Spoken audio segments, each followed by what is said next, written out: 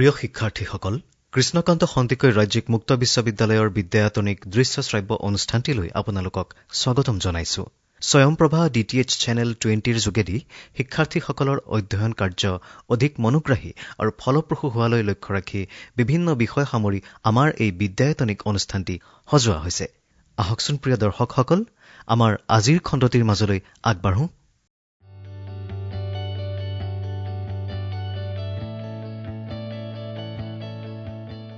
Hello learners, I am Dr. Arunima Borah from the Discipline of Education KKHSOU State Open University. Again today I am with you to discuss from your first paper, that is PGED S101 and unit number 6, Naturalism as a School of Philosophy. This is part 2. So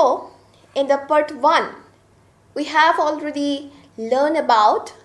what is naturalism, what are the characteristics of naturalism, and educational implications of naturalism. Very briefly, educational implications regarding. So, today we are going to discuss and will learn about naturalism and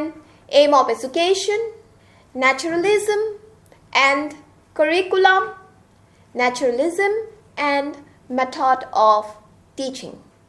শিক্ষাৰ্থীসকল, ইতিমধ্যে আমি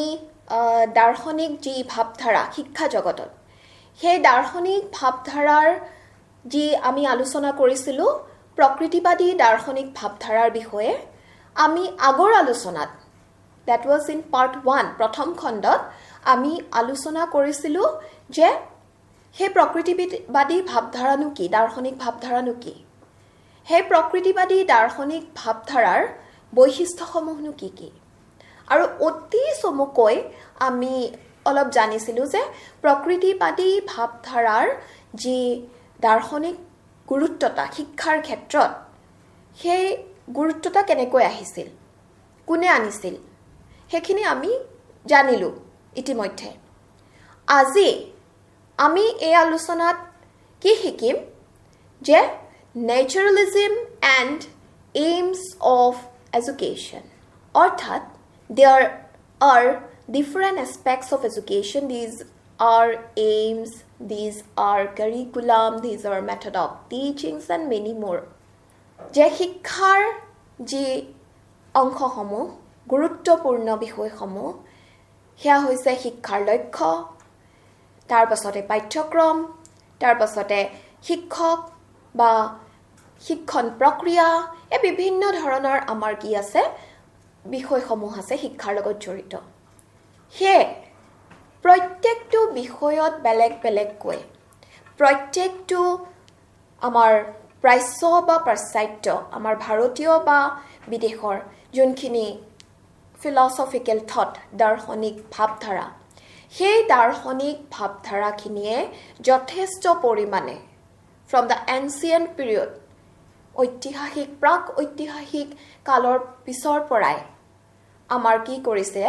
যে তাৰ প্ৰভাৱ পেলাই আহিছে শিক্ষাৰ ক্ষেত্ৰত। প্ৰত্যেকটো দাৰ্শনিক ভাৱধাৰাৰে বেলেগ বেলেগ ধৰণে তাৰ প্ৰভাৱ আছে শিক্ষা জগতত, যাৰ ফলস্বৰূপে আজি আমি এই শিক্ষাৰ ব্যৱস্থাৰ যি আমাৰ শিক্ষা ব্যৱস্থা, যি আমাৰ শিক্ষা ব্যৱস্থাৰ লক্ষ্য, যি আমাৰ শিক্ষা ব্যৱস্থাৰ পাঠ্যক্ৰম, যি আমাৰ শিক্ষা ব্যৱস্থাৰ শিক্ষণ প্ৰক্ৰিয়া, এই ব্যৱস্থাখিনিত, আজিৰ ব্যৱস্থাখিনিত আমি উপনীত হৈছোঁ। তাত অকল এটা দাৰ্শনিক ভাৱধাৰা বা এজন মানুহৰ মত পোষণ তাতে আবদ্ধ থকা নাই। বিভিন্ন সময়ত আপোনালোকে পঢ়িছে Vedic period, Buddhist period, Jain period, তাৰপাছত মেডিয়েভেল পিৰিয়ড, তাৰপাছতে idealism philosophy, pragmatism philosophy, existentialism philosophy, তাৰ উপৰিও আমাৰ কিছুমান ভাৰতীয় যি দাৰ্শনিক, Mahatma Gandhi, Vivekananda,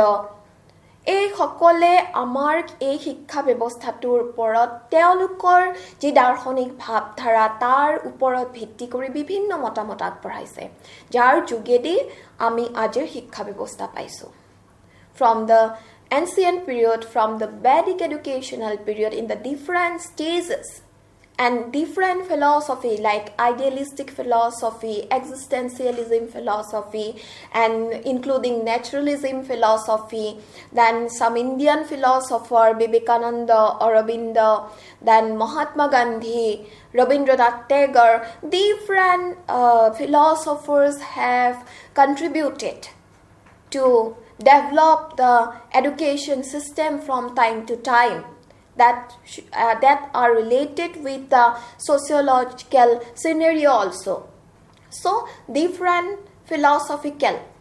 influence of different philosophy, as a result we are getting our present day education system. So while we are discussing with the naturalistic philosophy, what is naturalism, characteristics of naturalism, it is very important. It is very important to know what is the contribution of naturalism in the field of education, particularly aims, curriculum, method of teaching, teacher, etc., etc. So in our today's discussion, there have been 3 aspects are selected to discuss. These are naturalism and aims of education, naturalism and curriculum, naturalism and method of teaching. So let's come to the point. First of all, naturalism and aims of education. As we know that education must have its aims. Without aims, education cannot proceed. So according to naturalism philosophy, naturalistic point of view, how educational aims should be framed, on the basis of which aspect education and its aims should be framed. This is very important. যে বিভিন্ন ধৰণৰ দাৰ্শনিক ভাৱধাৰাৰ দৰে আমাৰ আজিৰ আলোচনাৰ যি বিষয় প্ৰকৃতিবাদী দাৰ্শনিক ভাৱধাৰা, সেই প্ৰকৃতিবাদী দাৰ্শনিক ভাৱধাৰাই কিদৰে শিক্ষাৰ লক্ষ্যৰ ক্ষেত্ৰত প্ৰভাৱ পেলাইছে বা শিক্ষাৰ লক্ষ্য স্থিৰ কৰাত কি কি কথাৰ ওপৰত আমি গুৰুত্ব দিয়া উচিত সেই বিষয়ে কি কৈছে. First of all, naturalism philosophy said that education should be given in the natural environment, in the natural setting, because the environment of education is more important to get the proper outcome. This is very important.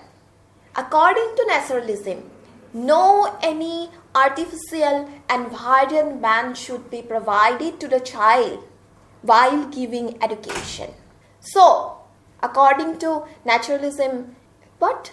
that it prefer to give education in the natural environment. Artificial environment should be eliminated and child should be taught in the natural setting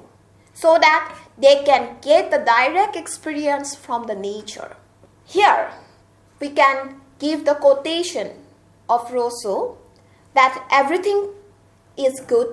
as it comes into the order of nature, and everything becomes degenerate in the hands of man. যে আমাৰ যি প্ৰকৃতিবাদী দাৰ্শনিক ভাৱধাৰা, প্ৰকৃতিবাদী দৰ্শন, সেই দৰ্শনে শিক্ষাৰ লক্ষ্যৰ ক্ষেত্ৰত যেতিয়া তেওঁলোকে বা প্ৰকৃতিবাদী দাৰ্শনিকসকলে মত পোষণ কৰিছে, তেতিয়া কি কৈছে যে শিক্ষা ব্যৱস্থাটো একেদৰে প্ৰকৃতিৰ মাজত হোৱাটো বাঞ্ছনীয়. যিটো পৰিৱেশ সেইটো নেচাৰেল হ'ব লাগে. কোনো কৃত্ৰিম পৰিৱেশৰ মাজত শিশুক আমি শিক্ষা দিবলৈ চেষ্টা কৰিব নালাগে. এই ক্ষেত্ৰত সেইকাৰণে মই ৰছুৰ যি মন্তব্য সেই কথা কৈছোঁ যে everything is good as it comes from the author of nature. যেতিয়া প্ৰত্যেকটো বস্তু প্ৰকৃতিৰ পৰা আহে তেতিয়া সি ভাল হৈ আহে. And everything degenerates in the hands of man. যেতিয়া মানুহৰ হাতত আহে, আমাৰ মানুহৰ হাতত, তেতিয়াই যেতিয়া কৃত্ৰিম হৈ যায় তেতিয়া সকলো ডিজেনেৰেট হৈ যায়, বিশুদ্ধ বস্তুটো অলপমান প্ৰদূষিত হৈ যায়. তাৰ পাছত কি কৈছে যে child centered education, the aims of education, the principles of education should be child centered. শিশু কেন্দ্ৰিক শিক্ষা, কিয়নো naturalism in the naturalism or the naturalistic philosophy, the child is a hero in the drama of education. যে শিক্ষাৰ যি পৰিৱেশ তাৰ ক্ষেত্ৰত শিশু হৈছে হিৰো, শিশুৱে হৈছে প্ৰধান। কাৰণ মনোবৈজ্ঞানিক দৃষ্টিভংগীৰ পৰা আমি চাবলৈ গ'লেও যে every child is different from each other. They have different capacities, they have different capabilities, they have different abilities, everything. Their nature is different from each other. Therefore, each child should get the proper attention in the educational environment. So, it is only possible when the aims of education or the education system become child-centered. Because at that time, education system was totally teacher-centered. যে শিশু কেন্দ্ৰিক শিক্ষাৰ লক্ষ্য, কিয়নো প্ৰত্যেকটো শিশুৱে আমি বেলেগ বেলেগ, প্ৰত্যেকজন মানুহে আমি বেলেগ বেলেগ। সেই বিভিন্নতাবোৰৰ কাৰণে আমাৰ প্ৰয়োজনীয়তা, আমাৰ ইণ্টাৰেষ্ট সবতে বেলেগ বেলেগ হ'ব পাৰে। হয়তো কোনো এজন শিশুৱে কোনো এটা বিষয় পঢ়ি বহুত ভাল পাব পাৰে, আন এজন শিশুৱে সেইটো ভাল নাপাবও পাৰে। কোনো এজন শিশু কোনো এটা বিষয়ত বিৰাট দখল থাকিব পাৰে, কোনো এজন শিশুৰ আকৌ সেই এজন শিশুৰে আকৌ সেই বেলেগ এটা বিষয়ত দখল নাথাকিবও পাৰে। কোনো এজন শিশুৱে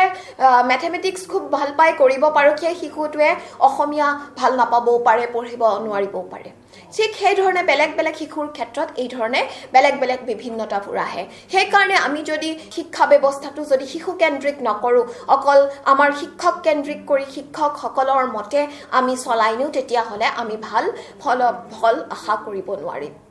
সেইকাৰণে তেতিয়াই নেচাৰেলিষ্টিক ফিলচফি যি দাৰ্শনিক ভাৱধাৰা প্ৰকৃতিবাদী, সেই প্ৰকৃতিবাদী ভাৱধাৰা কি কৰিছিল যে শিক্ষাৰ যি লক্ষ্য, সেই শিক্ষাৰ লক্ষ্যৰ আঁৰৰ যি প্ৰিন্সিপল সেইটো কি হ'ব লাগে যে চাইল্ড চেণ্ট্ৰিক, শিশু কেন্দ্ৰিক। তেতিয়াহে আমাৰ শিক্ষা ব্যৱস্থাই প্ৰকৃত ফল লাভ কৰিবলৈ সক্ষম হ'ব। তাৰ পাছতে other thing is the important point is that follow' nature, প্ৰকৃতিক আমি ফ'ল' কৰিব লাগিব।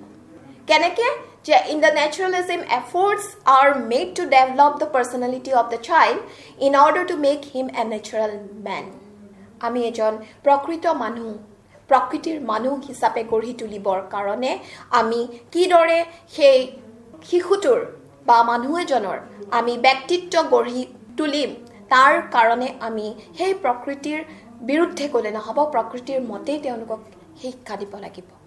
Again, maximum freedom to the child. This is a very important point. Because the word freedom is much word of naturalistic education. The school should provide an free environment where the child can do anything that he or she wants. So, the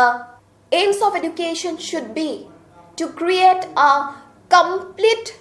freedom or to provide an atmosphere of freedom to the child. যাতে এই আদৰ্শবাদী ভাৱধাৰাৰ মতে কি যে শিশুক এনেকুৱা এটা পৰিৱেশ দিব লাগে য'ত শিশুক বাহিৰৰ পৰা কোনো এনফৰ্চমেণ্ট নাথাকে, যে তুমি এইটোৱে কৰিব লাগিব, তুমি এইটোৱে পঢ়িব লাগিব, তুমি এইটো বিষয় ইমান দিনৰ ভিতৰত শেষ কৰিব লাগিব, তুমি এইটো কামেই কৰিব লাগিব, এনেকুৱা ধৰণৰ enforcement, no any outsider pressure, so that the child can develop their intellectual abilities in the environment where freedom are available. যে শিশুক এনেকুৱা এটা পৰিৱেশ দিব লাগে য'ত স্বাধীনতা পায়, আৰু স্বাধীনতা পালে শিশুৱে কি কৰিব, নিজে নিজে শিকিব, নিজে নিজে নিজৰ যিখিনি সুপ্ত প্ৰতিভা সেইখিনি বিকাশ কৰিব পাৰিব। গতিকে শিক্ষাৰ ক্ষেত্ৰত শিক্ষাৰ পৰিৱেশ কেনেকুৱা হ'ব লাগে, the complete freedom is the another slogan of naturalism philosophy. Then direct experience, যে অভিজ্ঞতা সেইটো প্ৰত্যক্ষভাৱে হ'ব লাগে। সেইটো কেতিয়া সম্ভৱ হ'ব, যেতিয়া আমি কোনো কৃত্ৰিম পৰিৱেশত শিক্ষাদান নকৰোঁ, আমি এটা নেচাৰেল এনভাইৰনমেণ্টত আমি শিশুসকলক শিক্ষাদান কৰিম, আৰু লগতে it will be possible while we will able to provide a atmosphere where freedom is available, য'ত স্বাধীনতা আছে, য'ত প্ৰত্যক্ষভাৱে আমি পৰিবেশৰ লগত সম্পৰ্ক ৰাখি আমি শিক্ষা গ্ৰহণ কৰিব পাৰোঁ বা শিক্ষা দিব পাৰোঁ তেতিয়াহে আমাৰ যি শিক্ষাৰ প্ৰকৃত উদ্দেশ্য লক্ষ্য সেই উদ্দেশ্য লক্ষ্য আমাৰ ফুলফিল হ'ব আমি পাম আমি সক্ষম হ'ম তাৰ পাছতে আৰু এটা কথা কৈছিলে যে নেগেটিভ এডুকেশ্যন ঋণাত্মক শিক্ষা হেতু সাধাৰণতে ৰসুৰ মতামত নেগেটিভ এডুকেশ্যনটো যে নেগেটিভ এডুকেশ্যনৰ মতে কি হয় যে there is no place of bookish knowledge no formalization no habit formation and no moral education this is called negative education মানে যত অকল আমি পৰিবেশৰ এনেকুৱা পৰিবেশ দিম যত নিজে নিজে শিশুৱে শিকিব আৰু যি পৰিবেশত শিশুৰ কাৰণে কোনো ধৰণৰ কিতাপৰ জ্ঞান নাথাকে অকল কিছুমান ফৰ্মেল লেসন নাথাকে যত অকল ফৰ্মেলি আমি কিছুমান লেসন পঢ়িব লাগে পৰীক্ষা দিব লাগে এনেকুৱা পৰিবেশ নাথাকে বা কেনেকুৱা নাথাকে যে অকল আমি এনেকুৱা ধৰণৰ হেবিট ফৰ্ম কৰিব লাগে এনেকুৱা ধৰণে কিছুমান ষ্টিক ৰুটিন নাথাকে বা এনেকুৱা ধৰণৰ কোনো মৰেল এডুকেশ্যন নাথাকে যত শিশুৱে নিজে শিকিব আৰু শিশুৱে নিজে নিজে তেনেকুৱা পৰিবেশত শিকি নিজকে নিজৰ প্ৰতিভাখিনি বিকাশ কৰায় নিজকে এজন যে প্ৰকৃতিৰ মানুহ হিচাপে গঢ় দিবলৈ সক্ষম হ'ব then important thing is that instinct modification অৰ্থাৎ আমাৰ যি ইনষ্টিংক্ট প্ৰবৃত্তি আমি জন্মগতভাৱে পাওঁ আপোনালোকে already you have learned about instinct and emotion প্ৰবৃত্তি আৰু আবেগ হে প্ৰবৃত্তিসমূহ কি হয় যে আমাৰ these are when we the grown up all those instincts are begins to modify যে আমি যিনখিনি প্ৰবৃত্তি জন্মগতভাৱে পাওঁ সেই প্ৰবৃত্তিখিনি কি থাকে যে আমাৰ কোনো ধৰণৰ এনেকুৱা বাহ্যিক পৰিবেশৰ প্ৰভাৱ নাথাকে জীৱ-জন্তুৰ দৰে হৈ থাকে মোৰ ভোক লাগিল মই খাবলৈ দৌৰ মাৰিলো মোৰ দুখ লাগিল মই চিঞৰি কানি দিলো মোৰ খং উঠিল মাৰিবলৈ খেদি দিলো এনেকুৱা ধৰণৰ but those instincts should be modified so that we can become human হে প্ৰবৃত্তিবোৰ আমি কি কৰিব লাগিব মডিফাই কৰিব লাগিব ভাল কৰিব লাগিব যাতে আমি মানুহ হ'ব পাৰো so education should try that modification according to naturalistic philosophy again another educational thought regarding the aims of education according to naturalism philosophy is that sense training we have 5 sense organs and according to the naturalism philosophy these sense organs are the gateways of knowledge je gyanor pradhan ahoron korar pradhan ongoy hoise e indriya homu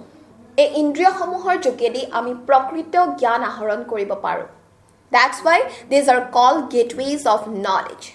হেকাৰণে ইন্দ্ৰিয় শিক্ষা sense training this is by ইন্দ্ৰিয় প্ৰশিক্ষণ this is very important part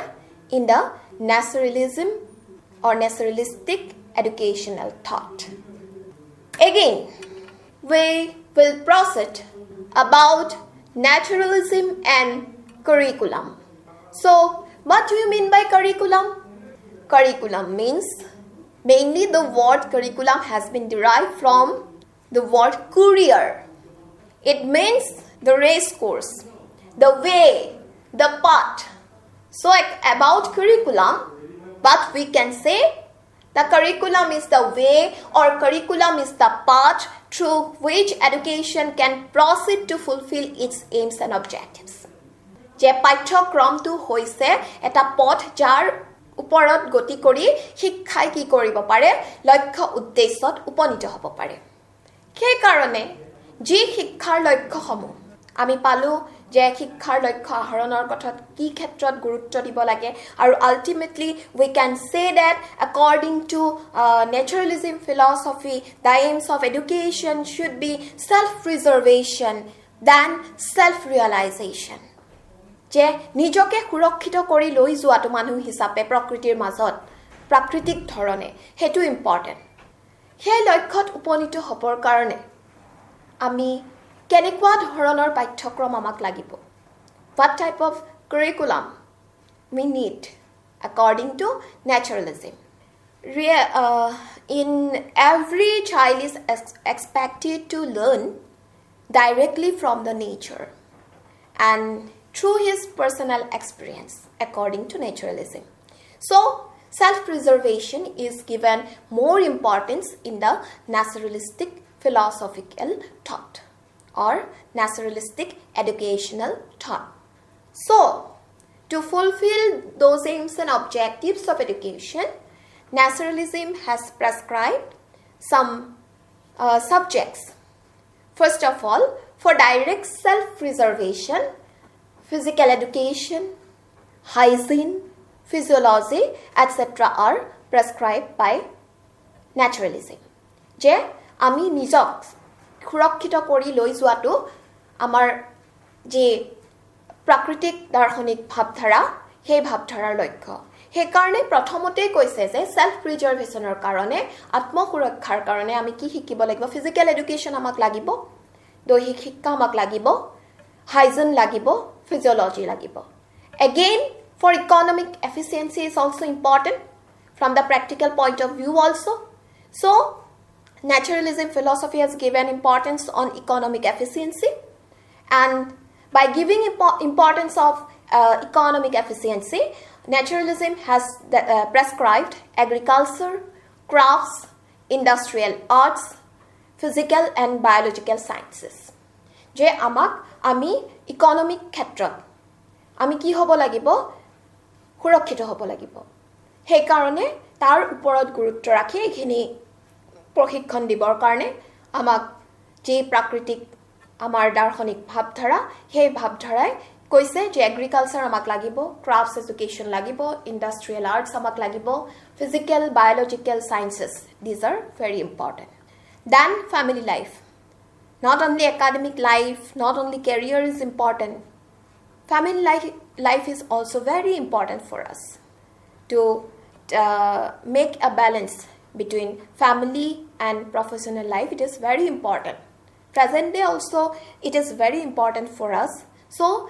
regarding family life preservation child psychology home sciences are prescribed by naturalistic philosophy যে আমাৰ যিখিনি ফ্যামিলিৰ জীৱনটো তাৰ কাৰণে আমাক কি লাগিব আমি জানিব লাগিব চাইল্ড সাইকোলজি শিশু মনোবিজ্ঞানৰ বিষয়ে জানিব লাগিব হোম সায়েন্স আমি জানিব লাগিব তাৰপিছত civic activities as a citizen as a responsible citizen we have some rights we have some duties and responsibilities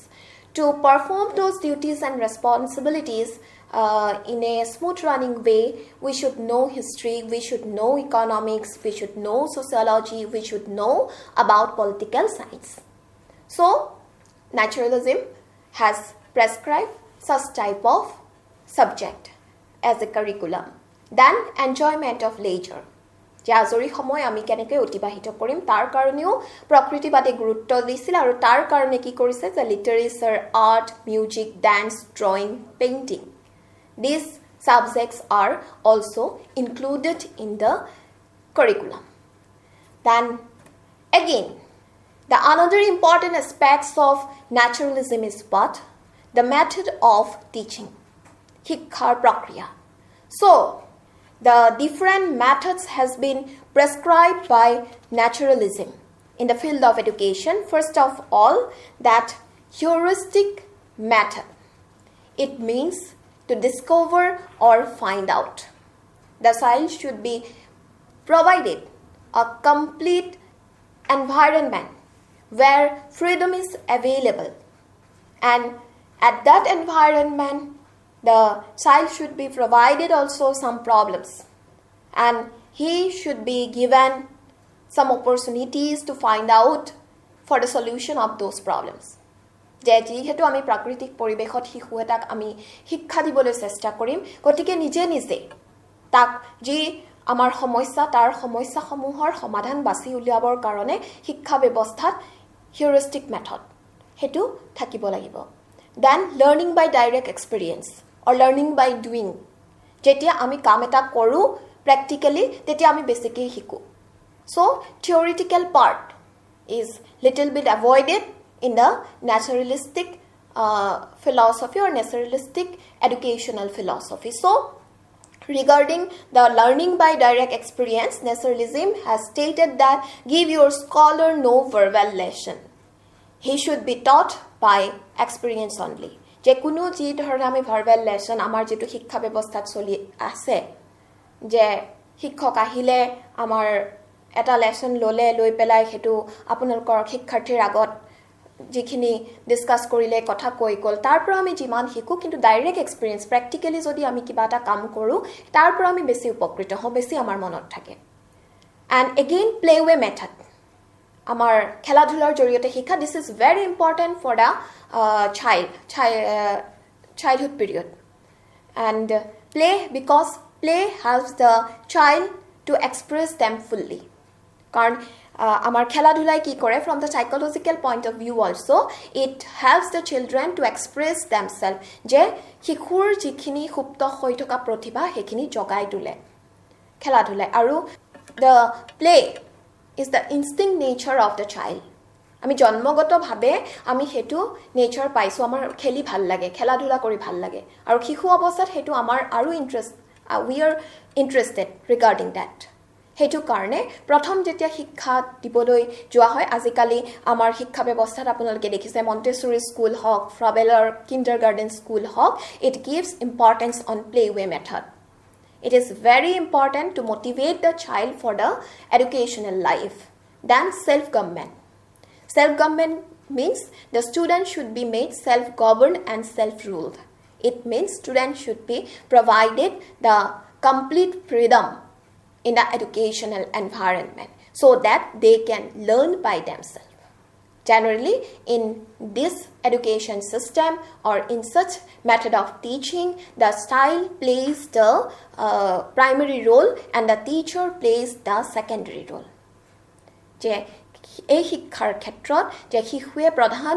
যি ভূমিকা গ্ৰহণ কৰে শিক্ষকে খালি তেওঁলোকক প্ৰকৃত শুদ্ধ দিশত আগবঢ়াই লৈ যোৱাতে সহায় কৰিব So learners, today we have learned about naturalism and aims of education, naturalism and curriculum and naturalism and method of teaching. I hope you are able to learn much more about naturalistic philosophy in the field of education. Again, I'll come